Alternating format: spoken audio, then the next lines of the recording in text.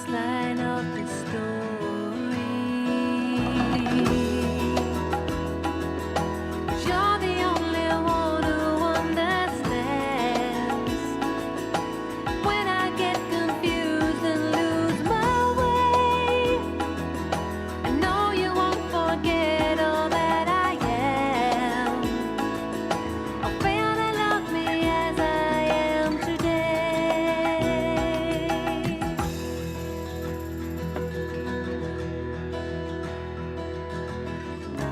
Sorry if my promises run dry and all my good intentions fade. But in my heart there is a place of truth. It's a space that's set aside for you. It's a place where I am one with you.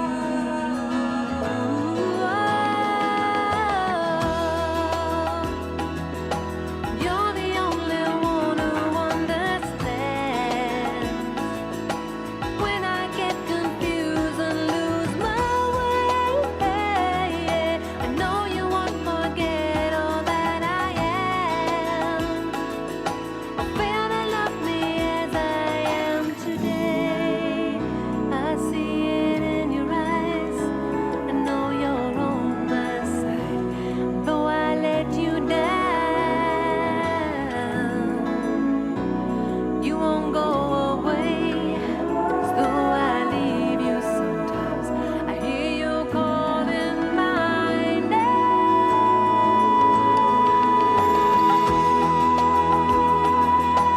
You're the only one who understands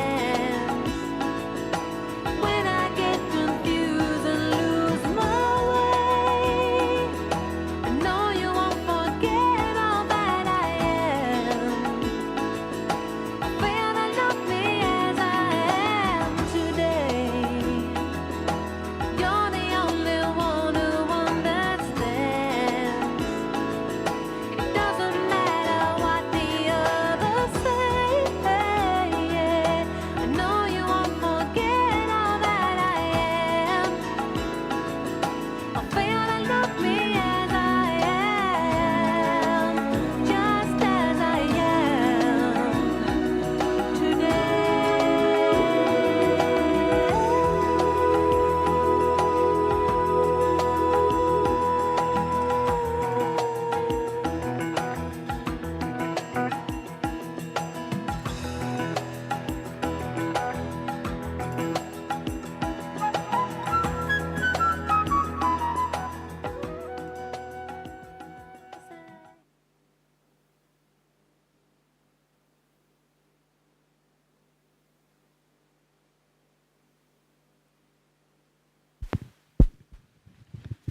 Om Shanti. It's a happy occasion for us to welcome Sister Kala, who has come from New York to be with us here today. She is a doctor, a pediatrician in fact, by training, and she was a well-loved doctor in her time, in her practice, until she came to Brahma Kumaris, and then she became our well-loved sister. She heads our retreat center, Peace Village. She is part of the NC team, the national coordinating team of the USA. She is the right hand of our Didi Mohini. Did I mention she is our dear sister? One interesting thing about her is that her dad still lives with her and with us in Peace Village. He's 90 years plus. He's very patient, loving, occasionally cooks a meal for us. So I would like to thank her dad and also to thank Kala Didi for being here. And she will be taking us on this topic of integrated inside out. Sister Kala? Om Shanti Vijay Bhai, thank you for that. I wonder if we really need introductions as Baba's children. really. But I suppose that's one of the aspects of integration, right? So we have this very, very prominent introduction of ourselves, the soul that's projecting, of course, through the body, but also a little bit history and story of what the body's been doing and does on an ongoing basis. So very, very happy to also be here with all of you as part of this part of the Madhuban Double Foreigner season. And I am sure that you too, like me, love the topic, the power of our togetherness, and everything that comes under that canopy, which is what you've been exposed to, listening from various people, different aspects. So today we are talking about, or we are exploring this topic of integrated inside out.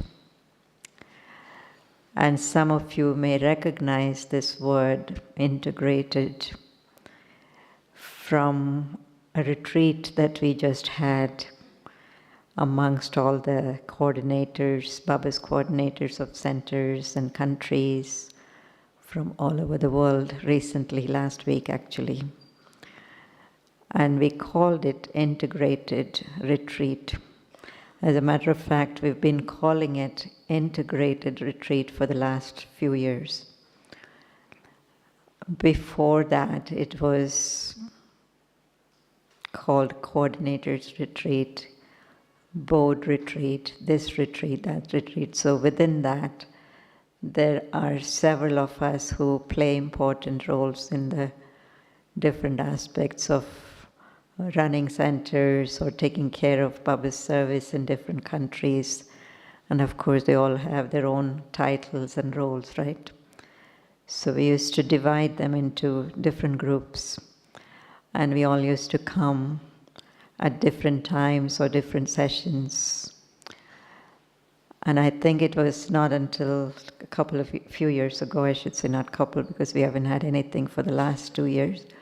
But a few years ago, we realized that we're all part of the same body, right? The same body of people, souls, instruments that are taking care of different aspects of service in these countries. So of course we may have different names, we may do different things, but somehow or the other we all cross paths. We're all very connected. We're all part of the same huge assignment that Baba has given us all, and that is to glorify Him through our own personality, through our own activities, and through our own modes of serving the people. So I think the title really struck chord with me when we were in the middle of this retreat, and I said, but it's true for everything we do. It's not just about meeting together as an integrated retreat, but everything really has a lot to do with integration, whether we stand as a whole body of BKs, whether we stand as a small group of teachers somewhere, whether we stand as a family in a center, or we even stand as our individual self. This word integration is very important, isn't it? At least myself, I like it a lot. And I remember a few years ago, or quite a few years ago, quite many years ago, we used to use this word, especially, not the word integrated, but we used to talk about balancing things out in our Brahmin life. Do you remember that? And we still perhaps, talk about it, balancing this with that, balancing that with this, Lokik with Alokik, professional with Brahmin, all kinds of things. But then there came a time when we really said, is it really balance? Can we really balance Laukik and Alaukik? Can you really balance your time? Of course, yes, come to think of it on a superficial level, you can say, I have to balance my time, I have to split my time. But at the root of it all is this aspect of being integrated inside, right? Being integrated in terms of your understanding of yourself, your realization of yourself, your values, your purpose, your connections. So it's like, if you start from there, then you don't have to work so hard mathematically, right? You don't have to count the number of hours in the day so much.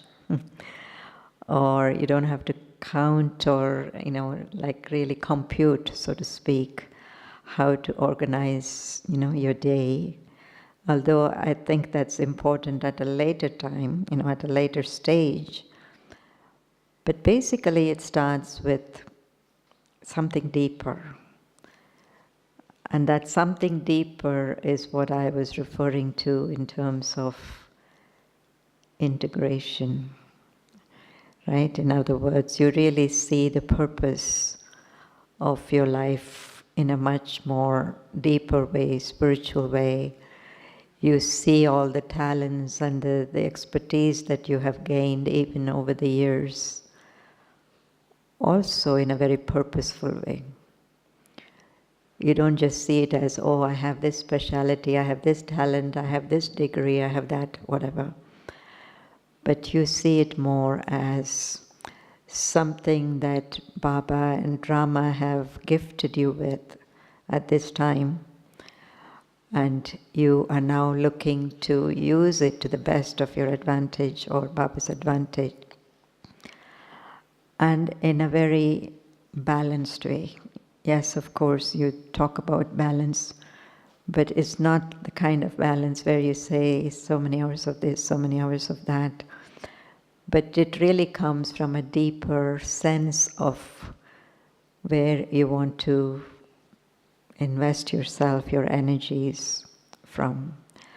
So anyway, that's how I started thinking about it in terms of integration. And I think many of us sitting in this room will probably relate to this aspect, right? How do I integrate Brahmin life with everything else I do? Even though I'm a Brahmin 24/7, but sometimes we put this in another basket. Yes, Brahmin life, coming to class, going out to do service, all of that is a different basket. And what I have to do for my job, what I have to do for my family, especially if they are not all Brahmins, then that comes in a different basket, right?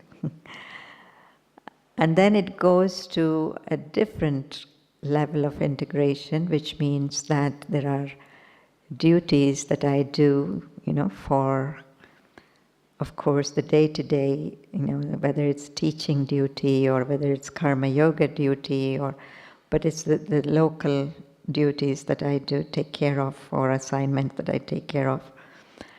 And then there is this other part of me, which I would call this interest, part of me, or passion part of me, where that gets left out sometimes. Yes? Yes, I'm doing all the things that I'm supposed to do, I'm asked to do, that is necessary to do. But what about that part of me where, I really want to express myself in a particular way, or I want to serve in a particular area, or serve a particular community, for example. Or I'm trained to do something, I have a talent of some kind, and I want to also express that, but I'm not being given a chance. What about that? Any of you feel like that? Sometimes that there isn't a natural way to express myself in the fullest way possible. So there comes that also. But I also feel that this is why everything really starts from deeply knowing yourself, understanding the self, really experiencing yourself as a soul 100%. And then all these other things, whether it is an interest or a passion or a talent or speciality or whatever, it's an offshoot of that, the soul faculty, right? So what I have found, in my growing years of Brahmin life, is that somehow or the other, if I do whatever I do in the name of service, in the name of my daily assignment or whatever, if I do it truly with that full understanding and giving the best of myself, and that can only happen starting from Gyan and yoga, right? If I truly get the maximum benefit out of listening to Murli, for example, if I pick up some point from the Murli and I allow that to be integrated in the soul in a holistic way. In other words, it's not just a point, but as Baba said recently, it's not just you're talking about a point, but you have actually imbibed that point and you have actually become an embodiment of that point. So if I go through those steps that Baba is telling me, I feel there is a lot of satisfaction and a lot of our,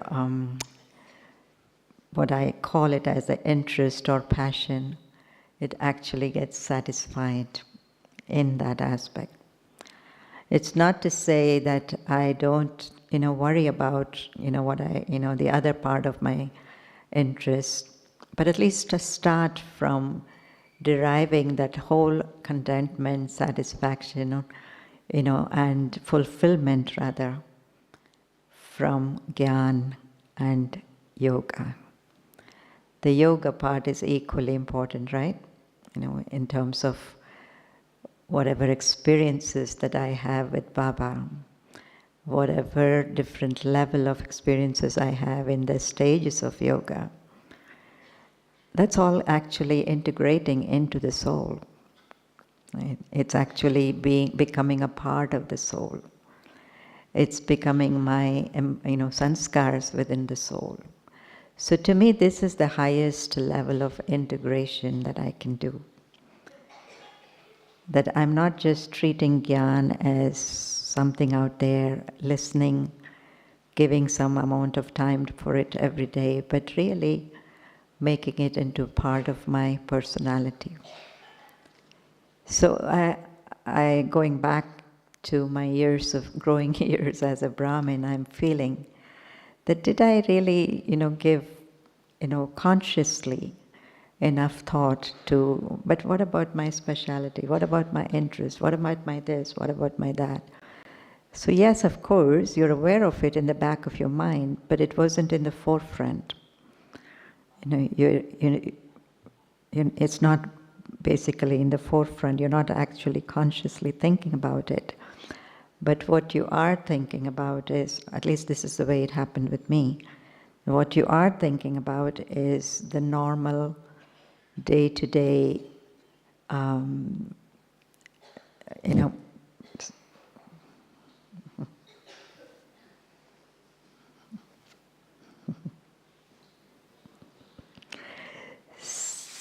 This has happened every day.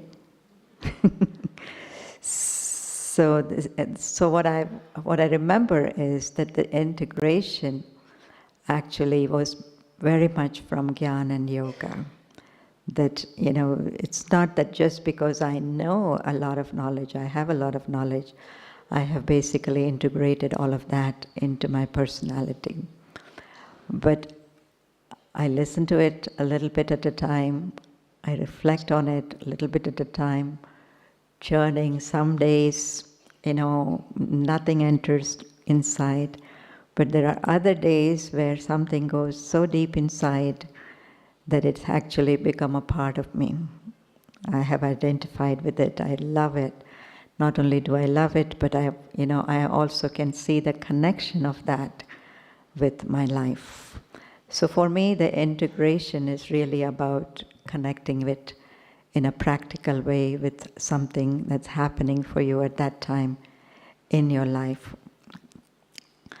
Say, for example, you are having a kind of a situation with someone, in the Brahmin family, and you're not able to really resolve it. You're not really happy with it. You're not happy with the way the person is, behaving. You're not happy with your own self responding or reacting to that person. And so, it's a disintegrated situation. So, for example, yes, of course, I have listened to the Murli. I have listened to Baba's sweet signals. I have listened to what's the Srimad. I know about it, but I have not connected the two. In other words, at the time that I am in front of this person or I am in this particular situation, that whole aspect of knowledge completely flies out of the soul. It's not a part of me. It may be just a few moments, but in those few moments, there is no sign that I have integrated this aspect of, say, for example, if it's an aspect of every soul has a part, his own part, her own part, and it's accurate, or it's beneficial, or it is, it's the best way that it can be played. That soul is playing the best part that the soul can play. So that aspect of knowledge, I am not emerging it, I am not remembering it, I am not really enacting it. So does it mean that I have integrated it into the soul? I have not, right? So until that scene or that situation happens, where I am using that aspect of knowledge, it may be consciously, it may be subconsciously. Now sometimes I think, we have identified with certain aspects of knowledge so deeply that it's not even that I'm consciously doing it, but it has become a part of my subconscious. And so that subconscious is already helping me in terms of that particular situation, and I'm able to deal with it fine. I'm able to not repeat the point to myself perhaps, but it's there in my memory, it's there in my awareness, and I'm able to be very successful, so to speak, in a spiritual way, So for me, that is integration. So if I'm able to integrate, aspects of knowledge, aspects of what Baba is telling me about this different levels of yoga, for example, if he is saying to me that there is a stage in which the soul is totally untouched. Say, for example, he would say bodiless stage. In the bodiless stage, the soul is totally untouched by anything that's happening on a physical level. Have I experienced that? Right? And the more I experience that, I feel that I'm actually becoming more integrated. Integrated with what? Integrated with the scenes of the drama. Even though it may seem like I'm not connected, I'm not affected, whatever, but in some deep way, the fact that I'm in part of that scene or situation and not affected means that I have integrated aspects of drama within the soul, right? You see what I'm saying? So in a way, I've put most of my attention in integrating Gyan and yoga, and of course dharana, service. All of that is equally important. But to me, it satisfies the soul. And so therefore, in that respect, if there is if there is something that you are very good at, you have a talent for something, you have a passion for something, you have an interest for something, and it's great, of course, that you can explore it. But many times in Brahmin life, it happens that there isn't a chance to explore it, there isn't a chance to express it, there isn't, like maybe because of time factor, maybe because of the place that you're in, maybe because of the people that you're with or whatever. So there may not be a chance immediately to explore or express what you have inside. But at the same time, you don't feel dissatisfied, so to speak. Because when Baba talks about contentment, right, 100% contentment, and he talks about contentment as a quality. He doesn't talk about contentment as something that you achieve at the end of the road. You do this, you get this chance, you explore this, and then you feel content. But no, he says contentment as a quality that Baba has given you. Now, how do you get to that place of contentment? I feel it's only when you have imbibed the whole of the knowledge that Baba has given, in a very real way, integrated it into the soul, made it into your personality. It's only when you have experienced all these levels of yoga or experience or awareness, and then you can really say that, yes, I am content. I'm really content. So there is a lot of depth when Baba uses that word contentment, I feel.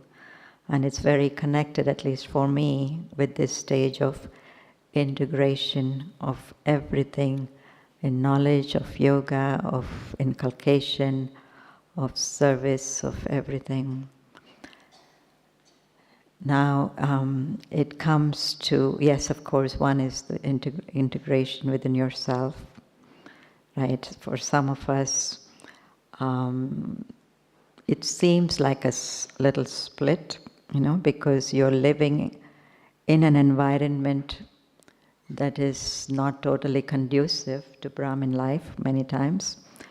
Sometimes you're living with people that are at a crossroads, I know, that are opposing your way of being, your way of life, everything.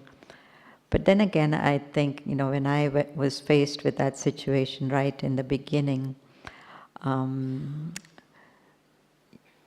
you have to call upon your virtues. You have to call upon your powers, right? It's not just that you've made your decision and it's going to work for you, but where are my powers?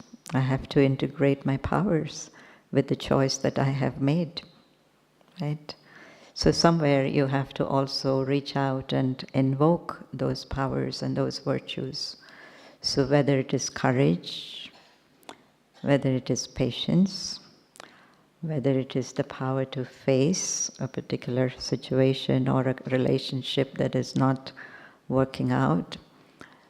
But yes, it's one thing to say that, I have chosen my path, or I have chosen the purpose in my life, or I have chosen the values that I want to stand for, but I have to support them with my qualities, with special qualities, one or two special qualities that need to uphold. And the same thing with the powers. When Baba says, invoke your powers, what does that mean? It's really coming to support my choice. Now, if I not live a normal life, for example, like a regular non-Gyani life, non-yogi life, I don't perhaps need a lot of those powers.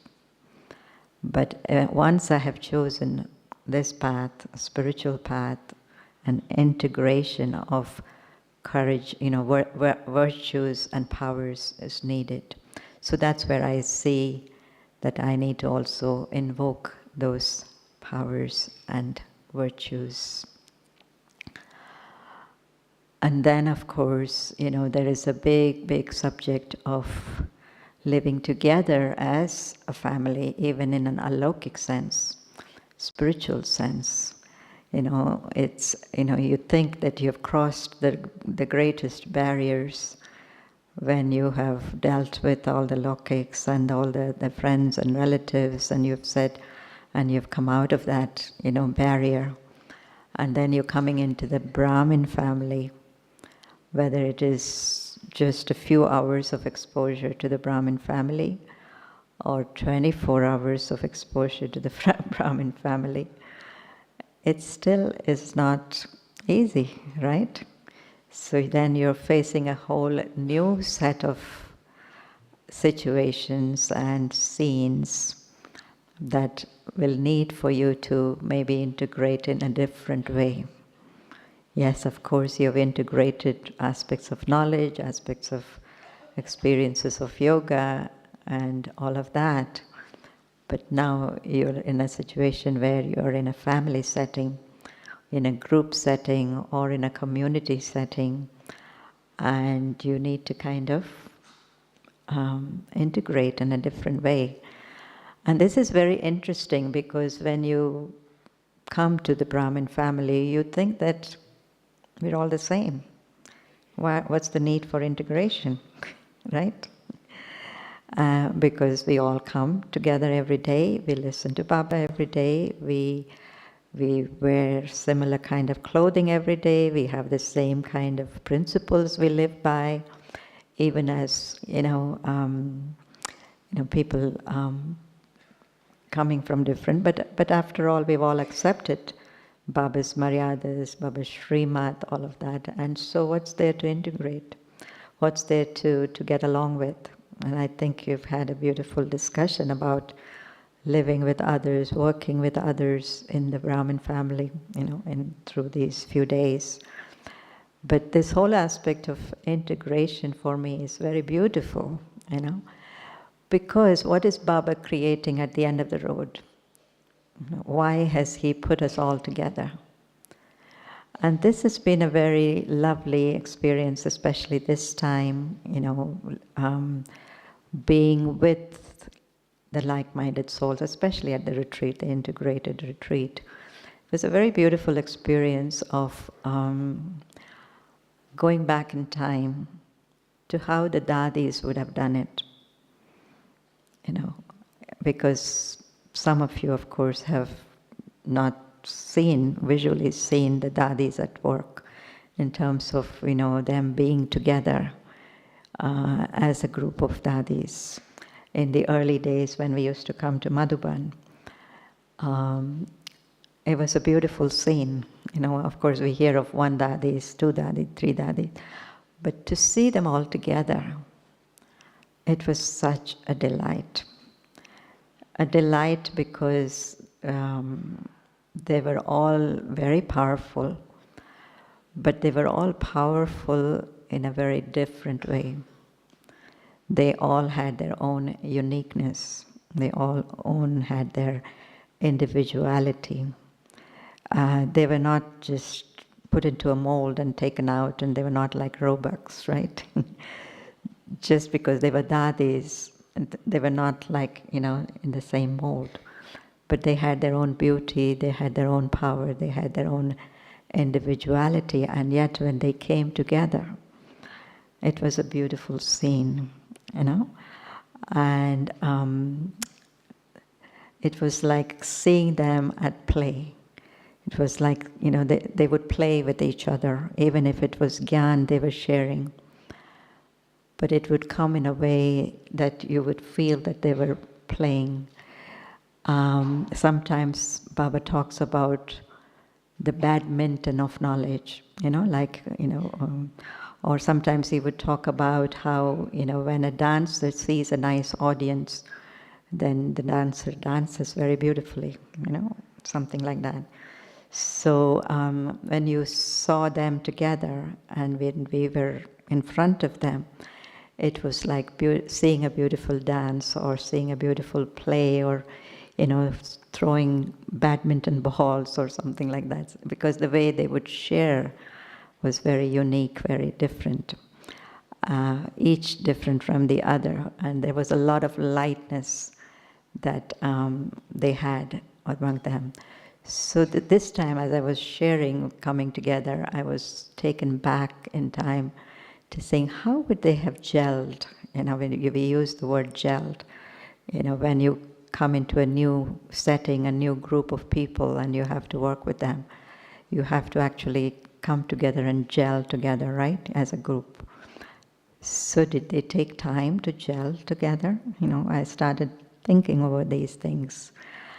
But a very beautiful thought came that that just as they came and they recognized Baba as the Baba of the last kalpa, right?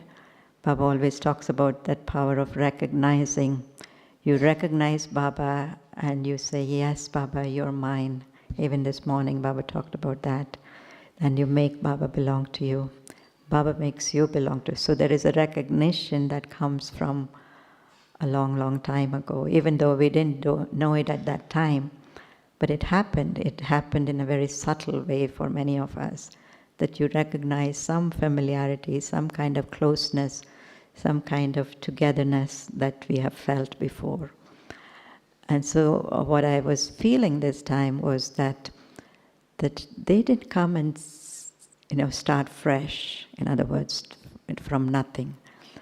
But they recognized the seed of something that was golden aged within them, within each other. And based on that golden aged feeling, sanskar, memory, whatever you want to call it, they connected, right? So this aspect of connecting with each other, even though we're not daddies, we've come years after all of our, but still, we belong to the same family, golden aged family, one family, which we called. So what about connecting with each other as part of that whole? You know, yes, of course, in this birth, we come from different lands, different cultures, different mentalities, different backgrounds, different stories we've all had. But when we come to Baba and when we come to the center, or maybe, and we meet each other as a family of Brahmins, what's the feeling? You know, to evoke those kind of feelings of belonging as one, of course, to one Baba, but especially this golden aged feeling that there is something very unique, very beautiful, very pure in our connection. Can we do, I'm sure some of you have experienced that. So I was thinking that, you know, if we can build on that experience, maybe we've just had momentary experiences of that. Maybe it's very fleeting. Maybe it's just once in a while. Maybe not at all. But if we can evoke that feeling and build on that memory, build on that experience, then it doesn't matter which culture we come from, which part of the world we come from, which language we speak, but we can actually become very integrated as one, right? Because there's something beautiful that we bring in, whether it is the land that we were born in, the culture we were brought up in, or whatever else group that we kind of belong to. But there's something beautiful that each one of us has retained in us. And if we can just connect with that beautiful part of that culture or that sanskar that we can connect with. So it's what integration is all about, isn't it? That we don't have to think too hard about, you know, where does this fit into the Brahmin culture? So for example, what does this have to do with Brahmin culture? We don't have to think about that. But there is this natural sense of identifying with something that is pure, identifying with something that is originals, identifying with something that is belonging to all of us. So I think for me this was like a new thing that happened when I was in this group and this gathering, and and some of you might have heard about this or seen this, but there were this picture of these ancestor souls in the hall. And it was such a beautiful feeling, as if they are holding us, right? They are holding us in unity and in an integrated way. We don't even have to make the effort to hold ourselves together as one. But the fortress is already there. We don't even have to build that fortress. Baba is there, our ancestors are there, the history of the yagya is already there. And so we have already come at a time when that fortress is already built. So just coming and acknowledging that I am part of this huge connected family, integrated family, I think is a beautiful thing, right? And a golden aged family, it's already a beautiful thing that's there, built for me. And so I don't have to do the building blocks of, which part of it is Brahmin and which part of it is not Brahmin and all of that. So I just wanted to share that thing. In terms of my practical exposure, actually, coming into, of course, Brahmin life is one thing, but I want to share a little bit about how I came to be at Peace Village, Of course, as when you come into Brahmin life and when you're surrendered to service life,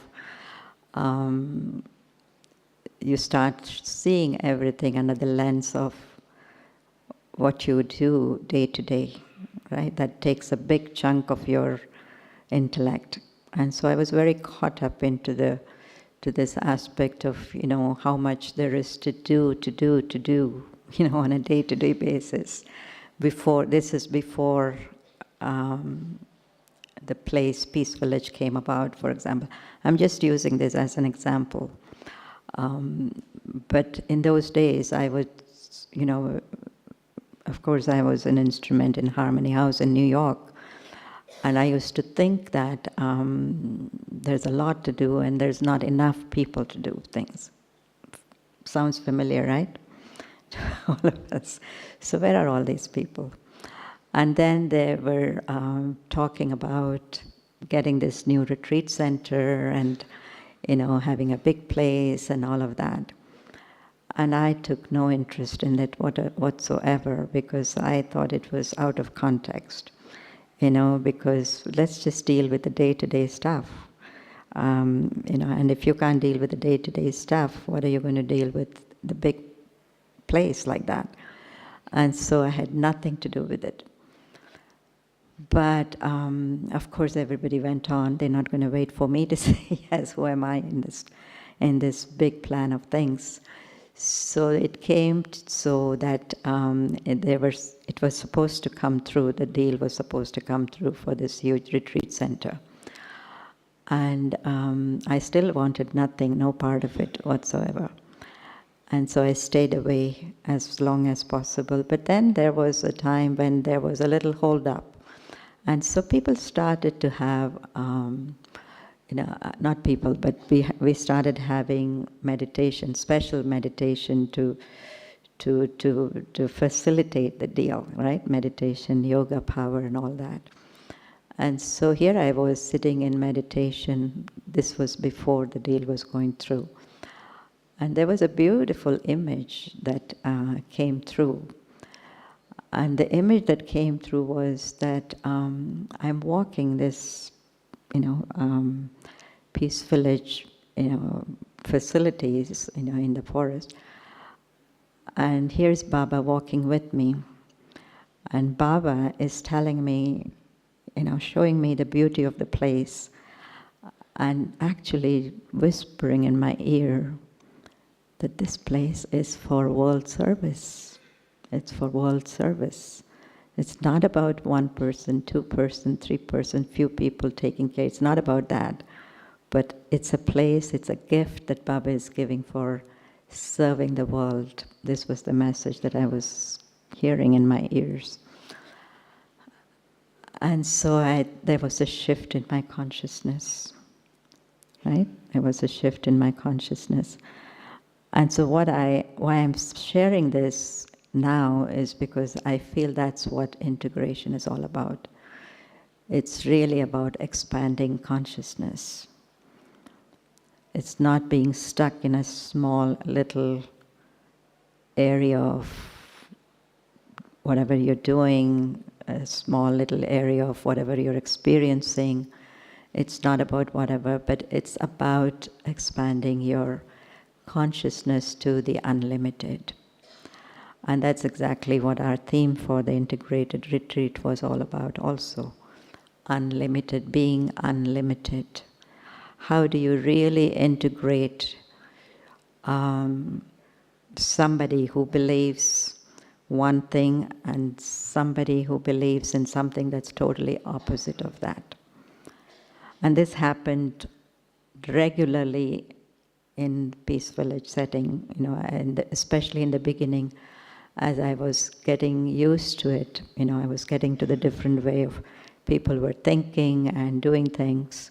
It would often come up, someone's value system, very good value system, but someone else's value that is totally opposite, in other words, not really opposite in the way that they don't want to, but their value is totally on something else. I'll give you an example. And it has a lot to do with, how we spend our time and energy and money and all that, right? So for some, what would be very important is to take care of how we take care of the inside of the building, for example, reception, this, that.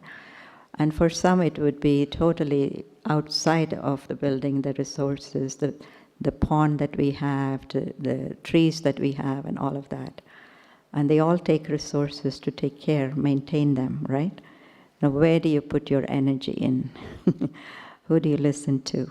How do you integrate the whole thing? So this became like a little game, because yes, of course, it's all Baba's property, and each part of the property is important and has to be taken care of. But does it mean that you give more importance to one person, individual, and less to the other individual who believes in the other things? And this is where I think conflicts happen, right? Because you pay more attention to one person and because of their value or whatever, and the other person gets left out. So it was a really big learning curve for me to work with the souls there, the people there, and the property there, the facilities there, and the different kind of priorities that you have to always think about. But the only way you can integrate, and stay integrated is when you are integrated inside. That it's not about preferences that you are giving to individuals, but it's really you are acting based on Baba's principle of respect, of giving love, equal importance to everything, and prioritizing and making sure that there is no conflict that is created. So things like just because one person's idea is preferred to the other person, it doesn't mean that you actually are on the side or taking sides for this person. It's taking for, but you have to absolutely remain neutral in your way of thinking and prioritizing. So I used that as an example because it's a kind of a minuscule example of what we are doing with Baba's work on a worldwide scale, right? Some people are devoting more time and energy to one type of service, another type of service, another kind of everything. And at the same time, we are all at different levels of spiritual growth, maturity, understanding, all of that, our own experience in spirituality, all of that is also very different. But deep inside, we equally value each one, the same. We respect each one the same. We treat each other the same. We share love in the same way also. even if we have to say no, but we say it in a very loving way, right? We always support it with, why we are saying no to something. So it's not like we are saying no because we don't like someone or we don't like an idea or whatever. But it's this whole aspect of how we work with each other, which Baba always talks about, at that, you can share your idea, but at the same time, whatever is the consensus, you say yes to that. At the end of it, child so master, master so child. So all the things that Baba tells us to practice, I think the more we practice those, inculcation points, I think we can really bring the family together in a very nice way, integrate, and we can move forward service in a very integrated way. Because what I was noticing, or what I'm noticing more and more, is that Baba's family not only is unlimited, but it is so resourceful. So even the resources are so unlimited. And every person, every soul is looking forward to just being used in whatever little way for Baba's work, right? And it's a big thing. If you see the whole running of Baba's property here, Shantivan down there, every soul feels so proud that they are being used in God's work. I don't know if, that was another thing that I noticed this time especially, that it gives such a sense of pride when even a little bit of someone's something, talent or source, quality or resources are used for Baba's work. So to be able to give that opportunity to every soul, I feel that that's one way that we can really integrate the whole thing, not to say no to anyone just because of whatever reason, but really how can we allow every little finger to come in to cooperate in Baba's work, as Baba was saying today, whether it is through mind, whether it is through body, whether it is through resources of wealth, or whether it is their talent or whatever. So to be able to integrate all the forces and resources in that way with a lot of love and respect is also, I think, very important in the Brahmin family at this time. There's just one more aspect that I wanted to really bring up, and it has to do with, as I mentioned before, that each person, even though we may come from the same place and the same background, but our level of understanding of Gyan is very different. So we need to be able to integrate that also. Just because someone is a Brahmin, not to assume that they have the same kind of maturity as the other person, and this person as the other person, but they are different. And so not to discount anyone, not to disrespect anyone, but equally respect them for whatever little they have understood of Gyan and whatever they have been able to imbibe, in terms of their practical life, equally to respect that. But our attitude should always be of inspiring. So the integration in this respect will come from our inspiration. So how do I involve them in terms of how do I inspire them to do more or to understand more or to move to another level? I think that's where my role comes.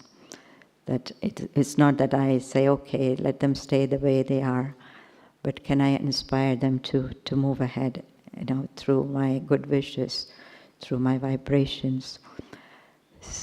Another word that comes to mind is inclusiveness, right? So inclusiveness is a very big part of integration. And I think everybody notices more and more that we're really moving into that era of inclusiveness, even in Baba's family, Baba's work. It's not about leaving anyone out of, not informing them enough, not involving them in the decision making and all of that. So as much as we can include, or at least give feelings of inclusion. I was remembering a time with Dadi, for example, and not a time, many times, Dadi would, a small group of us would go and tell Dadi, Dadi, can we come and sit with you? Can we spend some time with you? And we would take time and go. Somebody else would hear about it, somebody else would hear about it, somebody else would hear about it. And we would all be whispering to each other and saying, but no, we want to just be ourselves. And Dadi, whoever she sees, she would say, come, come, come. What was that all about? She knew very well the long-term impact that would leave in the minds of people when she would say no to someone, right? So yes, in a limited way, at that particular time, you may have achieved a sense of closeness to, Dadi's, but she would see far-sighted, and she would say, but this one is also valuable, this is also valuable. So she would give a lot of importance and value to every soul in the yajna. And so I see that's very important today also for us to be inclusive. And of course there are things that you cannot include, in a particular way. But you can find an alternate way of including them in a project, right? Or at least you can keep everybody informed. I think information sharing is very important in terms of integration, right? Even people don't know about something, they feel left out, they feel they're not part of it. But just share a little bit of information of what's going on. It's not that you have to share everything, but keeping the family aware and informed and included, I think, is a very important aspect of. And sometimes people feel disconnect if you don't share information. And so being connected is very important. As a matter of fact, the first aspect of connection is being informed or communicate with them. And then, of course, whatever they can do in terms of cooperation is also important, because ultimately we forget that it's Baba and Baba's work. Even whatever part we are getting to play in whatever aspect of Baba's task is our fortune. So why deprive others of their fortune if I can share that also? So these were some of the things that I thought were very important, especially looking at the times today, looking at the way that things are going today in terms of Baba's work going so fast that it's very easy to feel left out. It's a common feeling that many of us feel from time to time, because so many people that we used to be close before, and now they're getting involved in so many things that we don't know about and we can't be involved. So it can leave the family a little bit disconnected. So I thought that every member of Baba's family is important, valuable. How do we, of course Baba says, soul-to-soul vision, whenever we get a chance, even to acknowledge very briefly with a smile, with a little Om Shanti, it's great. And even walking amongst the thousands of people that are walking through GyanSarovar, even yesterday I was feeling, can you, just for a moment stand back and just acknowledge that we are all part of the same family, beautiful golden-aged family. We don't have to do too much, but just through our acknowledgement internally, just taking a few seconds to say that we are all together in this creation of the new world, golden-aged world. I think I don't know if others will feel it, but it gives a lot of satisfaction to the self, I think. It's really about our own feeling of connectedness. That if we want to feel that sense of connection, then we have to give ourselves that quality time to acknowledge the connectedness that Baba has already created for us by sharing the knowledge, sharing the wisdom, and by teaching us yoga. Yoga is connection. So on the one hand, we are connected with Baba, but we're also connected with the whole family. And Dadi Ji was a very good example of that. She gave us that feeling of connectedness. Shiv पिता को अब याद करो, मुक्ति धाम तुम्हें जाना है। अपने सुकर्मों के बल पर ही सतयुग में तुमको आना है। शिव पिता को अब याद करो।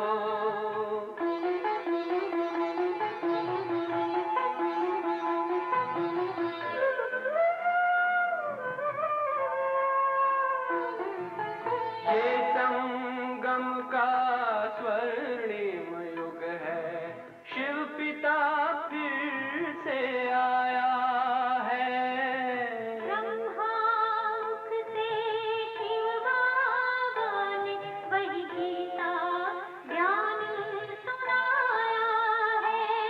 कलयुग का अंत अब आया है, विकराल विनाश खड़ा आगे। अब हम सबका शिव पिता ने बतलाया है। शिव पिता को अब याद करो।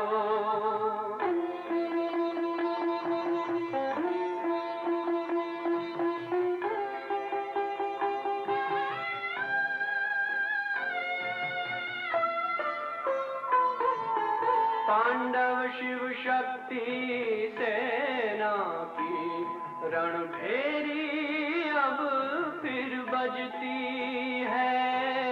शिव बाबा के ज्ञान से फिर माया को मार भगाना है। शिव पिता को अब याद करो, सतयुग में तुमको आना है। शिव पिता को अब याद करो, मुक्ति धाम तुम्हें जाना है।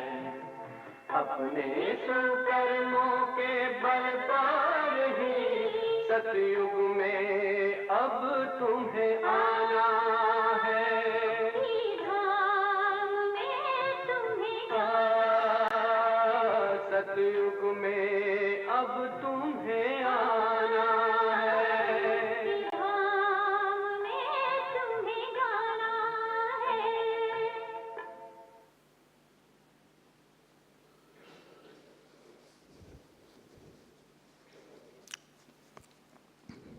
Just wanted to share one small thing about Dadiji. As I was sharing that once we asked Dadiji, and Dadi, when you are with Baba, you're with Baba, and where are all of us? Because she had a lot of love for us, but when she was with Baba, she was just with Baba.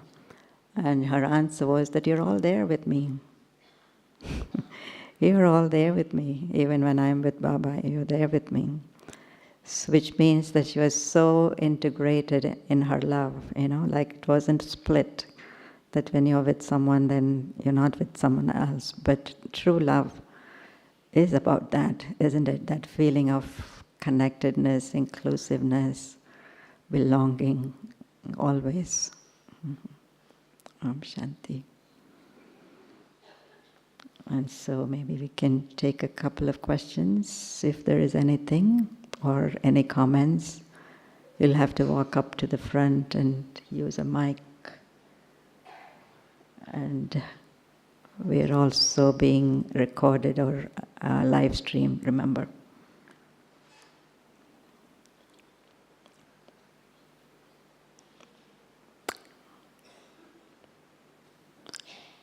Okay.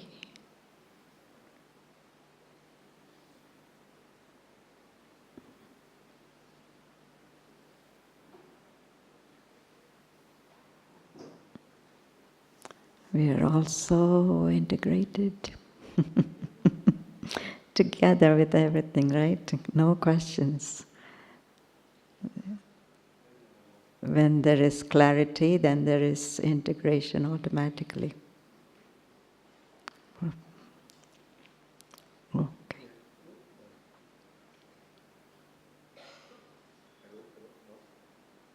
I think he's getting it.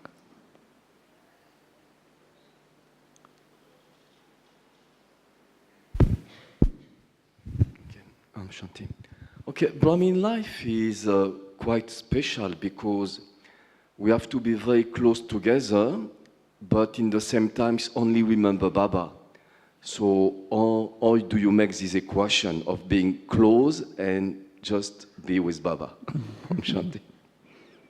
Well, I'm still trying it. But I always remember Dadiji, and Dadiji's image, as I was sharing, is very inspiring for me, because for her, Baba meant also Baba's family, Baba's children. So even though she had dedication, total loyalty, total faith, total love for Baba, but it was very inclusive, because even for Baba himself, I think, he says, he loves the gathering. And how many times Baba would come, and he said Baba loves the gathering, and Baba will, come into the gathering.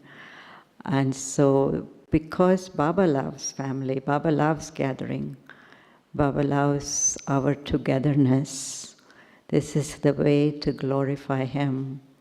I have to remind myself again and again, whose child is this?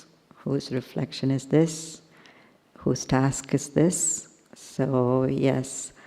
And in a way, I think it's a nice exercise to see one of Baba's quality, something of Baba's quality, something of Baba's wisdom in every interaction.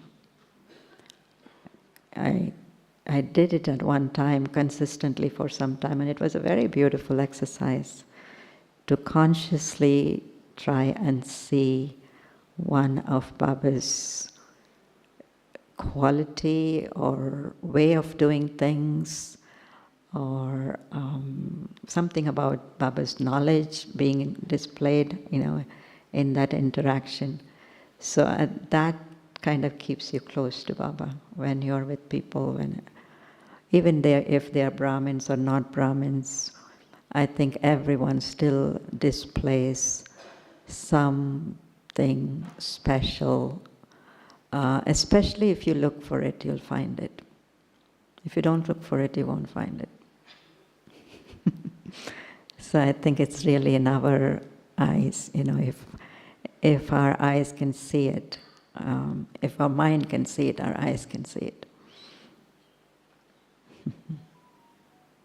And I think that's a good way to keep close to Baba and the family, both at the same time. Mm-hmm. So another question is, can you share about the method to evaluate the result of Baba's task? That is, I guess, after you have completed a task for Baba, how do you evaluate the result? Mm-hmm. To me, I look at my own sense of fulfillment, satisfaction, fulfillment. That's for me is the greatest degree of how successful Baba's task has been. Can anybody else tell me about it? No, I don't think so. It's only me I can tell myself. Yes, it's great to see outside results, the outward results of how many came and how many, we're happy and all of that, but I think that's still secondary. as far as I'm concerned.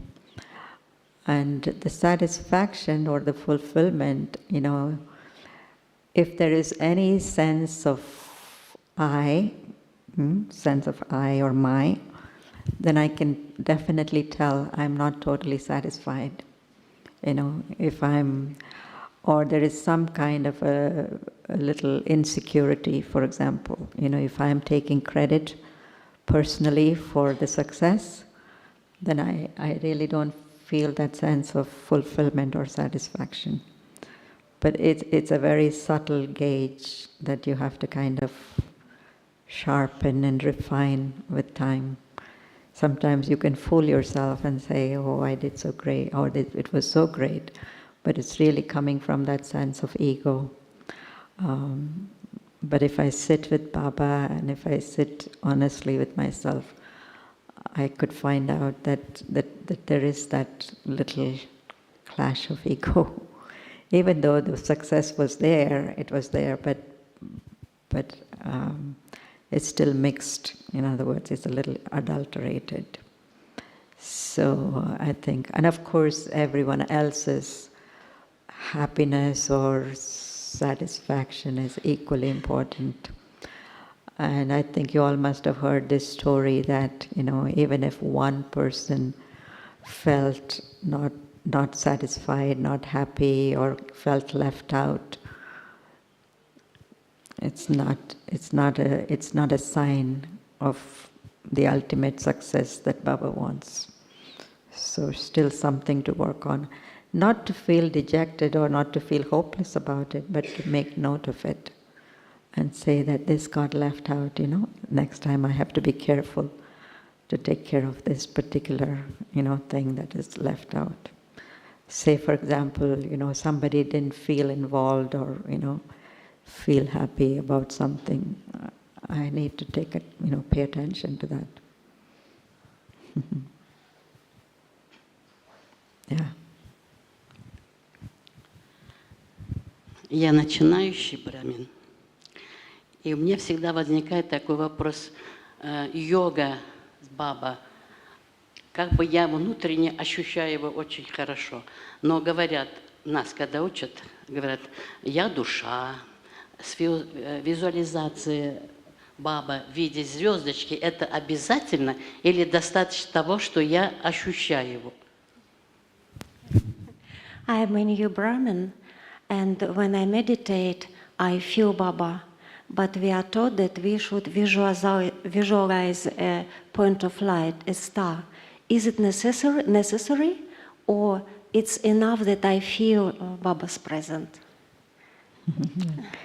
No, it's perfectly all right. If you feel Baba's presence, Baba's quality, then that's great.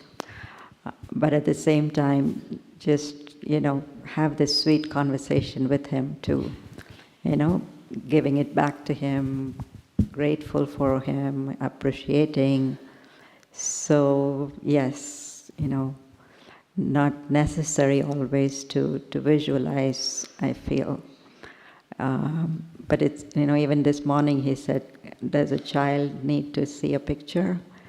Does a child need to visualize? No, child just needs to feel the Father and the Father's love and the Father's presence, that's all. That's perfectly okay. Yeah.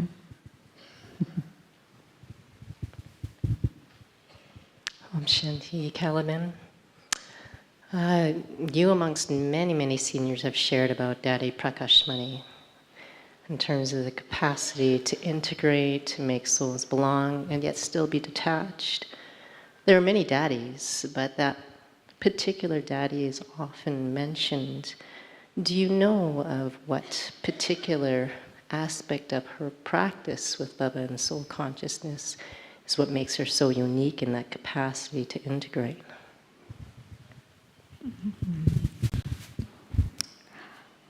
I think that Dadiji had a very rightful relationship with Baba. She had a lot of love, but it was in the form of a right. And so because she had claimed the rights, all the rights from Baba, she was very secure. And so she was able to embrace many different souls, even knowing that they may be impure, they may be whatever weakness or whatever they're expecting from us. So there was no hesitation, I think. And of course, I think it was because of her purity, of course. And so I think purity allows you to claim those rights, completely, fully, claim your full inheritance. And because of that, I feel that security was there, and that security allowed more space for everyone to come into her field. And she was very embracing and inclusive. I think that's what happens in terms of her relationship. Yeah.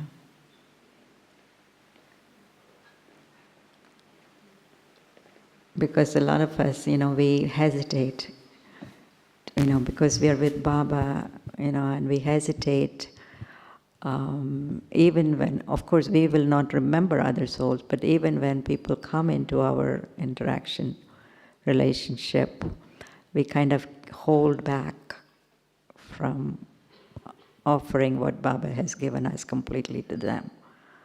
So, and it has to do with purity, I think. Okay, I have another question. I don't know if it's exactly on the subject, but is when Baba say, "Please use me," because I feel that when we use Baba and we are connected with Baba, then we can be close to the other without being attached or dependent or desires from the others. So, can you share any tips, or you use Baba, or by using Baba, it's helping you to whatever your stage, or to make your Brahmin life? Makes sense? Yeah.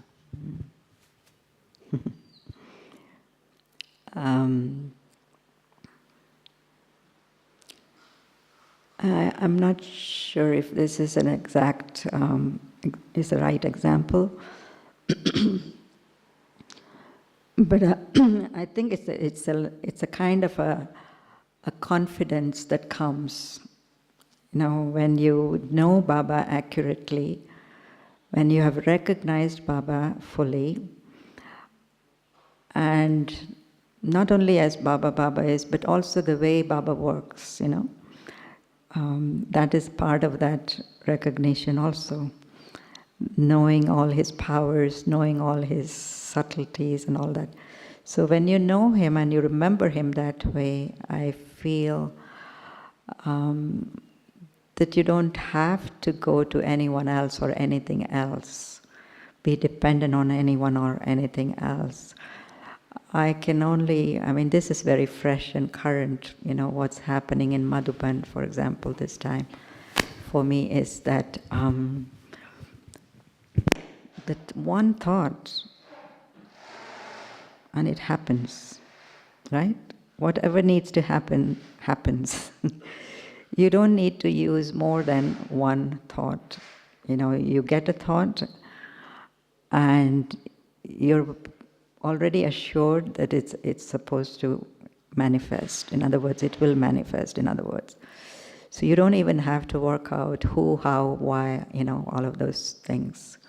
So sometimes, and of course in Madhuban it's because of the synergy of everybody, everything happening here. It's not the same when we are out there, right? So we still have to work out the details of, how it's going to manifest, for example. So in those instances, Baba is saying, come to me directly, use me, leave it to me. Don't think that you have to work it out. So we remember Baba, but we still hold the strings of how we want it manifested. We still want to control it a little bit. And that's what Baba is saying, let go of that string of control or expectation or anything like that, but leave it to him completely. So that takes a lot of knowing and confidence and that kind of closeness with Baba. You know, I don't know if it answers your question, but He is Almighty. I mean, you have to believe He is Almighty. Sometimes, of course, Baba says, I'm not going to take care of your illness and this and that and whatever. But even in that illness or even in that situation, physical situation, to know that He's there, to hold Him so tight and to take support from Him and nothing else and no one else.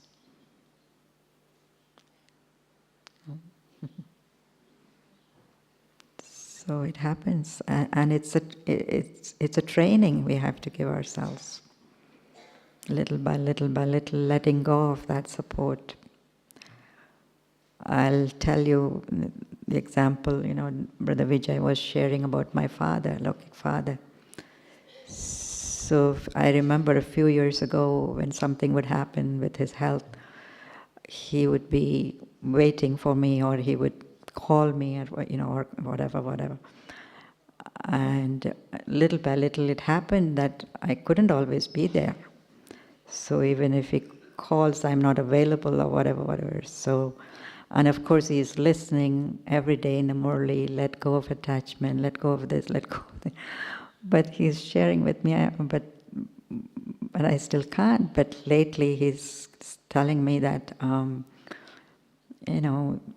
you're not going to be there anyway, so I might as well just remember Baba. But he kept doing it over and over again, that these are all limited physical supports, so I can't depend on him. And so he's training himself to go to Baba. Literally, when he's in a dire situation, something happening with the body or whatever, it literally is training himself and saying, Baba, not this one, not that one, not this one, with Baba. So you have to kind of teach yourself, train yourself, little by little, I think. Om Shanti. So those from the region can stay back, just for a quick hello.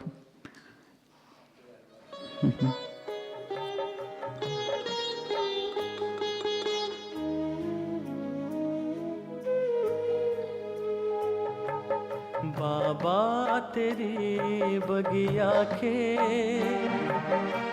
फूल हैं हम रूहानी, बाबा तेरी बगिया के फूल हैं